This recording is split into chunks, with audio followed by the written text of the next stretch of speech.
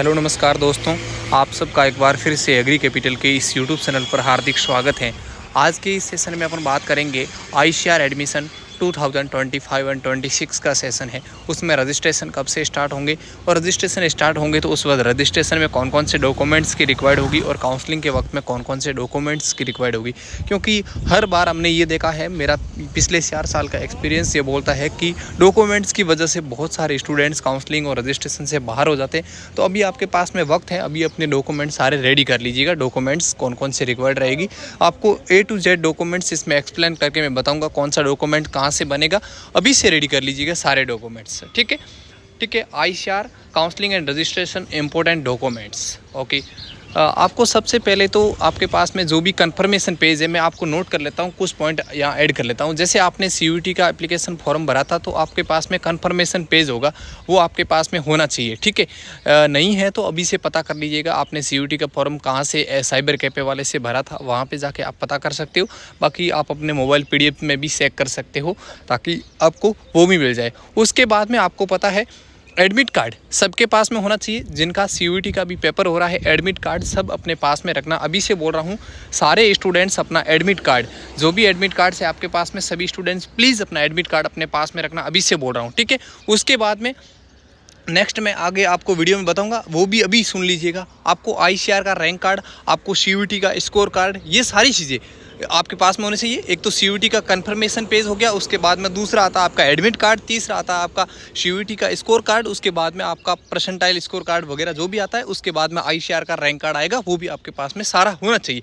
उसके बाद में नेक्स्ट अपन डॉक्यूमेंट्स की बात करते हैं। Proof of date of birth, आपके पास में बर्थ सर्टिफिकेट होना चाहिए, यानी कि जन्म प्रमाण पत्र होना चाहिए। उसके रूप में किसी के पास में individual date of birth certificate बना हुआ है तो चलेगा, नहीं तो आपकी 10th की मार्कशीट या आधार कार्ड भी एज ए बर्थ सर्टिफिकेट काम कर जाएगा। ठीक है, ये ऑनलाइन और ऑफलाइन दोनों टाइम है। ऑनलाइन का मतलब है कि एक बार आपका ऑनलाइन रजिस्ट्रेशन होता है, ऑनलाइन काउंसलिंग होती है, और दूसरा ऑफलाइन का मीन्स ये है कि आप कॉलेज में फिजिकली प्रेजेंट होंगे ना, उस टाइम भी ये डॉक्यूमेंट्स वहाँ पे नीड रहेगी। और मैंने ऊपर डॉक्यूमेंट्स बताए, उसमें से भी आपको एडमिट कार्ड वगैरह बहुत सारे यूनिवर्सिटीज़ मांगती है, कंफर्मेशन पेज वगैरह, तो वो भी ऑफलाइन में भी ज़रूरत हो सकती है और ऑनलाइन में भी ज़रूरत होती है।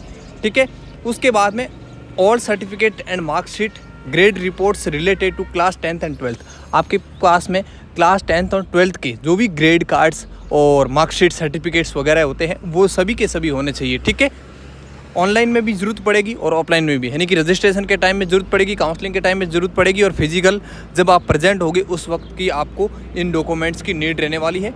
जिनके पास नहीं है अभी से रेडी कर लीजिएगा, क्योंकि काउंसलिंग के वक्त में बाद में आपको दिक्कत आ सकती है, इसलिए अभी से रेडी करके रख लीजिएगा। ठीक है, उसके बाद में ट्रांसफ़र सर्टिफिकेट यानी स्कूल लिविंग सर्टिफिकेट, यानी कि जहाँ से आपने लास्ट स्कूल किया था वहाँ से आपको एक स्कूल लिविंग सर्टिफिकेट या ट्रांसफ़र सर्टिफिकेट, जिसको स्थानांतरण प्रमाण पत्र या TC बोलते हैं, वो आपके पास में होना चाहिए। ठीक है, और ये बहुत सारे ऐसे डॉक्यूमेंट्स हैं, किसी के हिंदी में है तो इंग्लिश में करवा लीजिएगा, क्योंकि साउथ की कॉलेजेस आपको इंग्लिश में मांगेगी।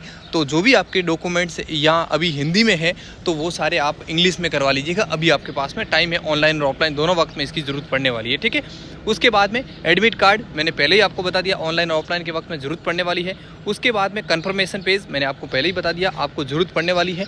ठीक है, उसके बाद में आपका रैंक कार्ड, बिल्कुल मैंने आपको पहले ही बता दिया था। उसके बाद में अलॉटमेंट लेटर, ये भी आपको यूनिवर्सिटी जब काउंसलिंग कराओगे उस वक्त में मिलने वाला है, ये भी आपके पास में होने वाली है। उसके बाद में प्रोविजनल एडमिशन लेसन, ये भी आपके पास में होना चाहिए। ठीक है, उसके बाद में आपके पास में पासपोर्ट साइज़ फ़ोटो जो आपने CUET के एप्लीकेशन फॉर्म फिल करते वक्त में डाले थे वो उसके होने चाहिए, लगभग 8 से 10 सेट आपके पास में होने चाहिए। ठीक है, उसके बाद में आपको हमारा ये मेंटरशिप प्रोग्राम ज्वाइन करना है तो डेफिनेटली आप लोग ज्वाइन कर सकते हो। आपको A to Z हम आपको डेली मीटिंग के माध्यम से गाइड करेंगे, तो नीचे हेल्पलाइन नंबर दे रखे हैं, यहाँ से आप ज्वाइन कर सकते हो, और 499 फीस है अपनी। उसके बाद में आधार कार्ड होना चाहिए, आधार कार्ड में अपना नाम वही होना चाहिए जो 10th और 12th की मार्कशीट के अंदर आपका नाम है। डोमिसाइल सर्टिफिकेट का कहने का मतलब ये है आप किस स्टेट से बिलोंग करते हो, आपका रेजिडेंशियल निवास सर्टिफिकेट क्या है, वो डोमिसाइल सर्टिफिकेट होता है। ठीक है, उसके ये ऑनलाइन और ऑफलाइन दोनों वक्त में ज़रूरत पड़ने वाली है। उसके बाद में कैरेक्टर सर्टिफिकेट, यानी कि आपका चरित्र प्रमाण पत्र, जो कि आपको बहुत सारे स्टूडेंट्स को स्कूल से मिल जाता है, स्कूल से नहीं मिलता है तो आप अपने जो भी SDM वगैरह होता है ऑफिस, वहाँ से बनवा सकते हो। ठीक है, ये भी आप इंग्लिश में करवा लेना।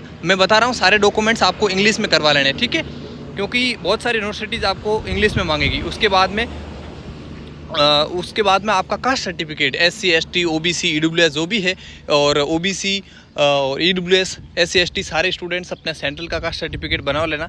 और कास्ट सर्टिफिकेट भी आपका जिनका हिंदी में होता है वो इंग्लिश में बनवा लेना, क्योंकि साउथ की यूनिवर्सिटियाँ दिक्कत कर सकती है, ठीक है। और यदि किसी को नीड रहती है मेडिकल सर्टिफिकेट भी बनवा लेना, ठीक है। मेडिकल सर्टिफिकेट बहुत सारी यूनिवर्सिटीज़ मांगती है, तो इसको भी आप बनवा लेना।